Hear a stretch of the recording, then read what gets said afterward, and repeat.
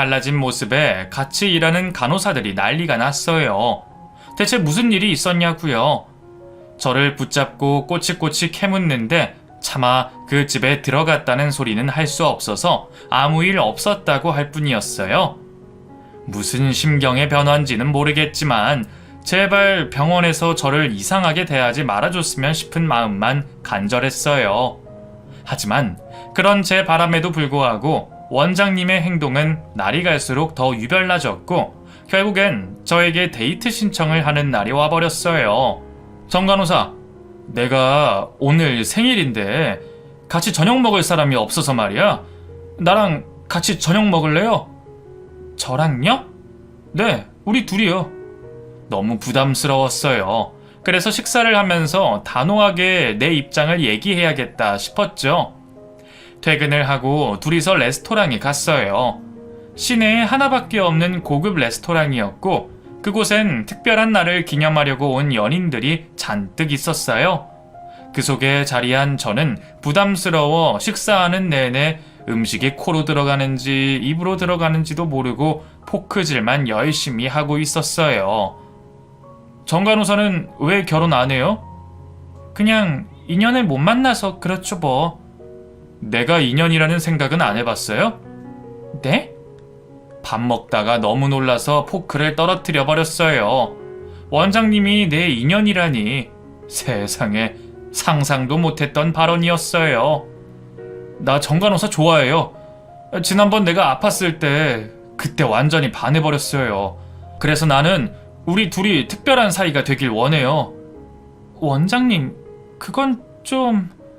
자꾸 거절할 생각만 하지 말고 한 번쯤 나와 함께할 미래도 상상해봐요. 얼마나 행복할지.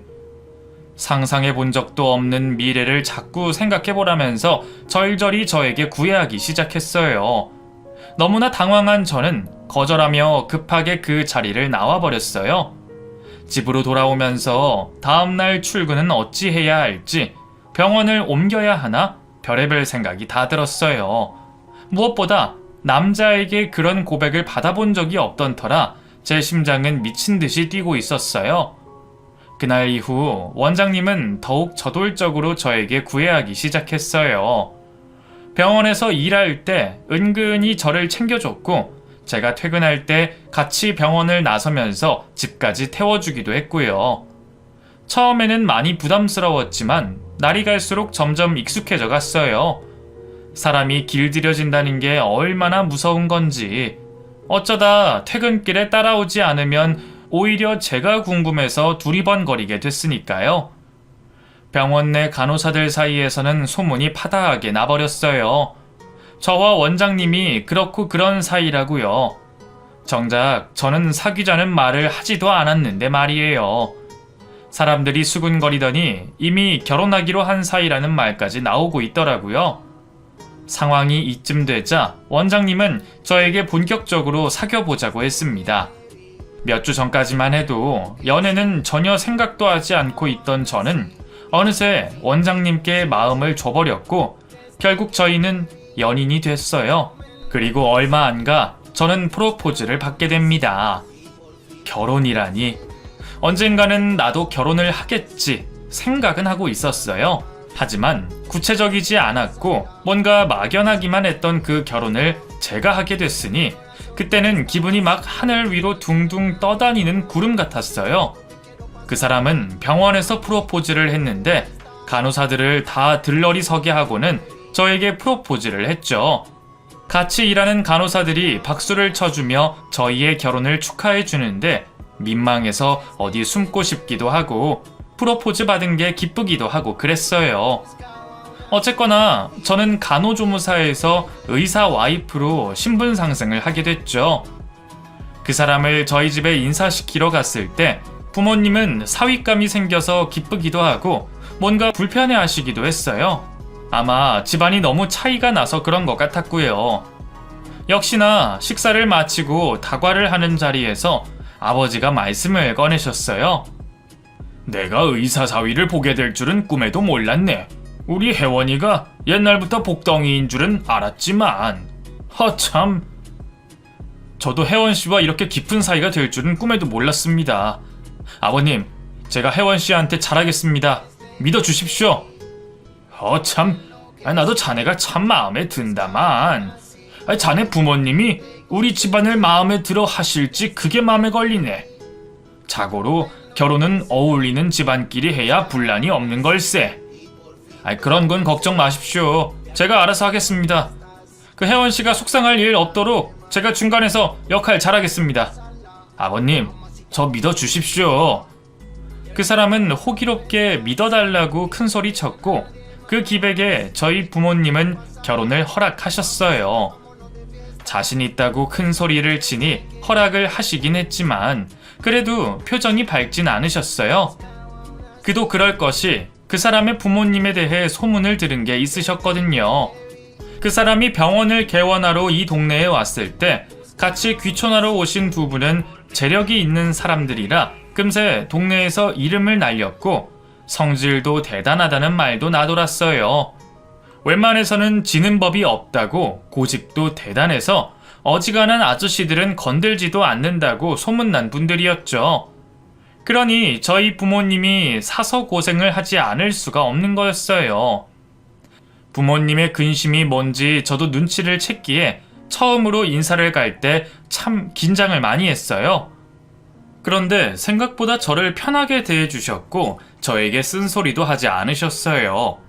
제가 온다고 음식도 잔뜩 준비하신 걸 보고 소문보다 좋은 분들일 수도 있다는 생각도 하게 됐죠.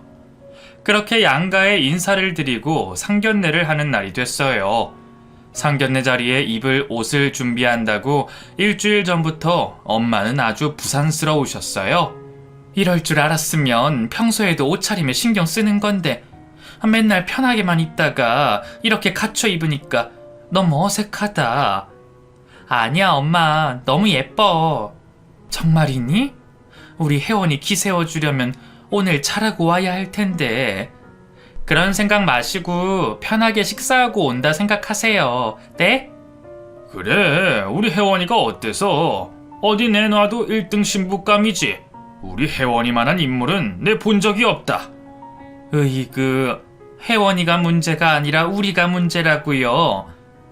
걱정 때문에 안절부절 못하는 엄마와 달리 아빠는 담담한 표정으로 상견례장으로 향하셨어요. 우리가 좀 덜 가진 건 맞지만 평생 남한테 손가락질 받을 행동은 없었으니 당당하게 가자는 아버지의 말에 엄마도 조금 진정이 되셨고요. 약속 시간보다 조금 일찍 도착을 해선 자리를 잡고 앉았어요. 긴장감에 목을 축이며 기다리고 있는데 약속 시간이 지나도 나타나지를 않는 거였죠. 10분 정도 지났을 때 그 사람에게 전화를 걸었어요. 어디에요? 왜 안 와요? 도착했어? 미안해. 지금 가고 있는데 조금만 기다려. 응? 네, 조심히 와요. 오는 길에 차가 밀리나 보다 싶었어요. 그래서 기다리고 있는데 무려 40분이나 지나서야 도착을 하더군요. 30분이 지나갔을 때 저는 기분이 갑자기 상해버렸어요. 그래서 아버지께 그만 일어나자고 말씀드렸는데 이왕 늦은 거 올 때까지 기다리자고 하시더군요. 무슨 사정이 있을 수도 있지만 그래도 40분이나 늦는 건 정말 너무하다는 생각이 들었어요. 그런데도 별말 없이 기다리고 계신 부모님을 보며 너무 속상했죠. 그런데 40분이나 늦게 도착했으면서 미안하다는 소리도 안 하는 겁니다. 아버님, 어머님, 저희가 좀 늦었습니다. 시장하시죠? 식사 먼저 하시죠. 괜찮네. 맘 쓰지 마시게. 그 사람이 눈치껏 인사를 하고 식사를 바로 주문했어요. 음식이 나오는 동안 오가는 대화도 없이 정막만 흐르고 있었고요. 잠시 뒤 음식이 나오고 식사를 하면서 그제서야 예비 시아버지가 말을 하더군요. 그 배에 음식이 들어가니 이제 말할 기운이 나네. 어떻게 그 식사가 입에 맞으십니까? 예. 식당이 좋아 보이던데 그래서 그런지 음식 맛도 좋습니다. 이런 곳에 잘 못 와보시지요. 저랑 집사람이 자주 오는 곳인데 제 입에 맞아서 이곳으로 장소를 정했지요. 맛있게 드십시오. 언뜻 들으면 예의 있는 것 같지만 내용은 전혀 달랐어요. 저희 부모님을 무시해도 너무 무시하는 그런 말이었어요. 그 후로도 오가는 말의 내용이 듣고 있기가 상당히 거북했죠. 예비 시부는 마치 저희 아버지를 아랫사람 대하듯 말을 했고 그 와중에 아버지는 일일이 맞장구를 치면서 호응해주고 있었어요. 그 모습을 보면서 음식이 차마 목구멍으로 넘어가지 않았죠. 아무것도 걱정하지 말라고 했던 그 사람의 말과는 전혀 다른 모양이었고 그 와중에 그 사람은 아무렇지 않은 듯 식사에 열중하는 모습이었어요. 그래도 거기까지는 잘 참았어요. 그런데 이제부터가 문제였죠. 우리 오늘 이렇게 만난 것도 인연인데 그 술이라도 한잔 해야지요. 자, 한잔 받으세요. 저는 술은 좀... 제가 몸이... 무슨 소리 하십니까? 이런 날 한잔 해야죠. 기분 좋게 들이키는 술은 약주라고 했습니다. 어서 한잔 하세요. 사장어른, 이가 간이 좀 안 좋아서요. 술은 안 하는 게 맞을 것 같습니다. 참, 의사 사위까지 맞으시는 분이 자꾸 이렇게 뺏어야 되겠습니까? 자, 한잔 쭉 하세요. 엄마가 말리는데도 예비 시부는 억지로 아빠의 잔에 술을 채우고는 마시게 했어요. 별 수 없이 술을 들이키는 아빠를 보면서 의사 사위 얻으려면 이 정도는 마셔줘야지 라고 하는데 도저히 가만히 있을 수가 없더군요. 제가 한 소리 하려고 나서려는데 아빠가 제 손을 꽉 잡으셨어요. 가만히 있으라고 하시는 거였죠. 아버지는 곧이어 시부의 잔을 채웠고 주거니 받거니 술을 드시기 시작하셨어요. 몇 해 전 병원에서 절대로 술을 마시지 말라고 했는데 저는 아버지의 모습을 보면서 너무 속상했어요. 그리고 너무나 혼란스러워졌죠. 저도 집안의 차이가 난다는 걸 알고 있었어요. 그래서 처음부터 그 사람과 어떤 관계를 원한 적도 없었고요. 갑작스럽게 그 사람이 제 인생을 쥐고 흔들기 시작했고 잘하겠다고 자기만 믿어달라고 큰소리 뻥뻥 치는 모습에 믿음을 줬더니 식을 올리기 전부터 대놓고 무시하는 태도로 나오는 게 정말 이해가 안 됐어요. 정말 속은 기분이 들더라고요. 술을 계속 주고받으며 마시는데 어떻게든 말리고 싶었어요. 그런데 자꾸 아버지가 가만히 있으라고 제지하시는 거예요. 엄마도 혹시나 하는 노파심에 불안한 눈으로 아버지를 보고 있었어요. 어서 시간이 흘러 자리가 끝나기만을 기다리고 있는데 갑자기 아버지가 조용해졌어요. 그러고는 곧 쓰러져 버리셨죠.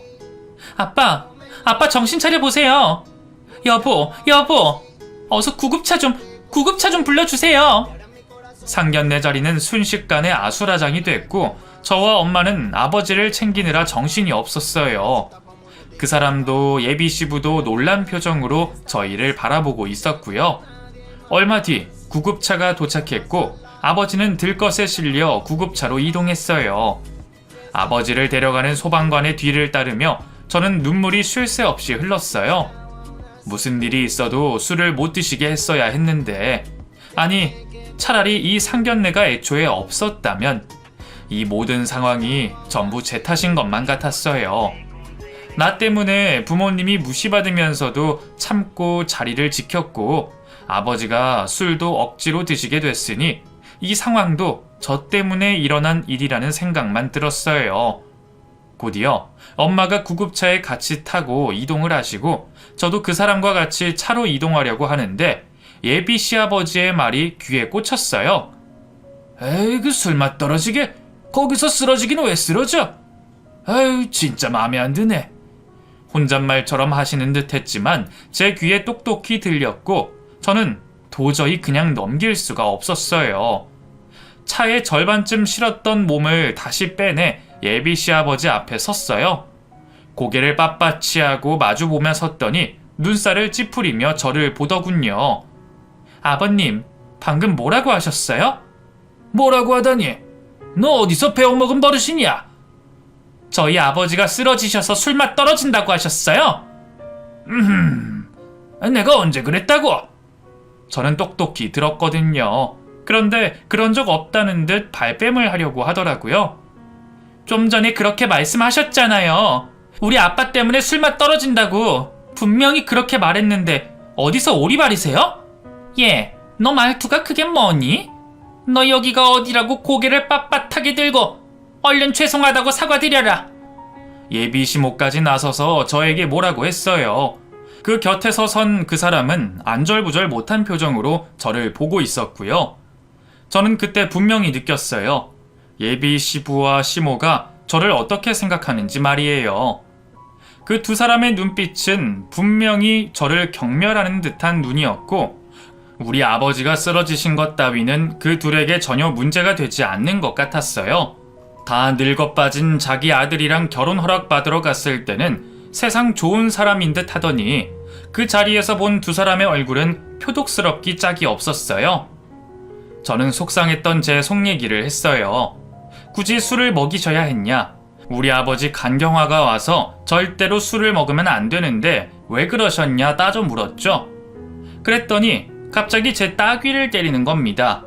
어찌나 세게 때렸는지 눈앞에 번개가 치는 것 같았어요. 어디서 못 배워 처먹은 짓을 해? 너 이딴 식으로 행동하면서 우리 집안에 들어오려고 했어? 네 주제에 의사 와이프 자리가 가당키나 해? 우리가 이렇게 만나러 와줬으면 고맙습니다 하고 수그려야지. 어디서 따지고 있어? 아유 여보, 그만해요. 근본 없는 애를 데리고 말을 하면 뭐해? 이만 가요. 두 사람은 그렇게 자리를 떠버렸어요. 저는 얼굴에 맞은 따귀 때문에 잠시 정신이 없었고요. 대체 이게 무슨 일인가 싶어 잠시 정신을 차리는데 그 사람이 다가왔어요. 아, 혜원씨. 집이 못 살고 대학 안 나오고 한 건 내가 커버 칠 수 있는데 좀 전에 그건 나도 어쩔 수가 없어. 우리 결혼 없던 걸로 해요. 잘 가요 그럼. 이렇게 말하고는 그 사람도 가버렸어요. 음식만 남은 식당에 홀로 남은 저는 좀 전에 일어난 일이 대체 뭔가 바로 이해가 되지 않아 한참이나 홀로 서 있었어요. 그리고 마지막에 퍼뜩 정신이 들어 아빠가 급히 가신 병원으로 향했죠. 그날 아버지는 다행히 위급 상황을 넘기셨고 얼마 뒤에 자리에서 일어나셨어요. 술은 절대로 안 된다는 의사 선생님의 꾸중을 듣고 다시 우리는 일상으로 돌아왔죠. 그리고 저는 상견례가 엎어진 다음 날 바로 사직서를 썼어요. 제가 사직서를 내는 그날 출근도 하지 않은 그 인간의 인성에 다시 한번 감탄을 했죠. 좋다 매달려 결혼까지 하자 해놓고 자기 부모한테 밑보이니 바로 손절을 하다니 뭐 이런 인간이 다 있나 싶었어요. 그동안 그 병원을 다니면서 농땡이 한번 피우지 않고 마치 내 병원인 양 일을 했는데 결국엔 이 모양이구나 싶어 자괴감까지 들었죠. 아무리 생각해도 그냥 그만두면 안 될 것 같아서 그 인간의 비리 행각에 대해 공익 제보를 했어요. 방송사 기자에게 연락을 해서 그 인간이 병원에서 하는 행태에 대해 모조리 다 제보를 했죠. 진료 볼 시간에 골프 치러 다니려고 병원에서 오래된 간호사에게 진료를 대신 보게 한 일이나 단순 질병을 과잉 진료해 시술까지 받게 한 것, 내시경 같은 마취 시술을 할 때 환자가 잠든 사이 외모 비하나 인격 모독 같은 발언들을 한 것 등등 모조리 다 까발려 버렸어요. 저의 제보는 곧 신문과 인터넷 방송에 보도가 됐고 진료를 받던 환자들이 들고 일어나게 됐어요. 결국 피해를 입었던 환자들이 단체로 소송을 걸게 됐고 그 일 때문에 병원이 문을 닫게 됐어요. 게다가 알고 봤더니 서울에서 문제가 돼서 운영하던 병원을 문 닫고 제가 살던 시골에 새로 개업을 했던 거더라고요. 집어릇 개 못 준다더니 한번 사고가 났으면서 정신 못 차리고 또 그렇게 했다는 게 완전 인간 말종 같다는 생각까지 들었어요. 그 인간은 병원 문을 닫고는 저희 동네를 떠나버렸어요. 또 다른 지방에 가서 그 짓을 하겠거니 예상이 되던데 어찌됐든 다시는 우리 동네에 오지는 않겠다는 생각이 들더군요. 그리고 그 인간의 부모님들, 그 무식한 두 노인네들도 다 정리하고 동네를 떠나버렸어요. 인터넷에 지역과 병원 이름이 팔리자 동네 부끄러워 못 산다면서 이사를 가버렸더라고요. 그것도 남들이 다 자는 한밤중에 짐을 싸서 가버렸어요. 꼴 보기 싫은 인간들 다 도망갔다는 소리에 제 속이 얼마나 후련하던지 그때서야 살맛이 나더라고요. 그렇게 다 정리를 했지만 제가 공익 제보를 했다는 것 또한 동네에 소문이 돌기 시작했어요. 병원 내부 사람이어야 알 수 있었던 그 인간의 비리가 다 까발려졌으니 제가 그랬다는 추측을 하는 것 같았어요. 제가 공익 제보를 했다는 게 알려지면서 저는 간호조무사로 취직을 할 수가 없게 됐어요. 아무리 면접을 보러 다녀도 아무도 저를 써주지 않았어요. 그때 정말 많은 좌절감을 느꼈어요. 계속되는 낙방에 엄마는 저에게 조언을 해주셨는데 간호조무사 말고 다른 일을 해보라는 말씀이셨어요. 그래서 저는 다시 공부를 시작하게 됐고 덕분에 지금의 상담사 일을 할 수 있게 됐어요. 아직도 저는 결혼을 하지 않았어요. 심지어 만나는 남자도 없고요. 그럼에도 딱히 불편한 건 없어요. 오히려 부모님과 함께하는 매일매일이 기쁘고 새로 시작해서 지금은 자리 잡은 제 일이 너무나 만족스럽습니다. 물론 이렇게 마음이 편해지기까지 시간이 많이 걸렸어요. 그 인간 때문에 모든 걸 잃을 뻔했지만 또 덕분에 저는 다시 태어날 수가 있었어요. 앞으로도 제 일에 최선을 다하면서 부모님과 함께 잘 살아볼까 해요. 제 이야기는 여기까지입니다. 긴 글 읽어주신 분들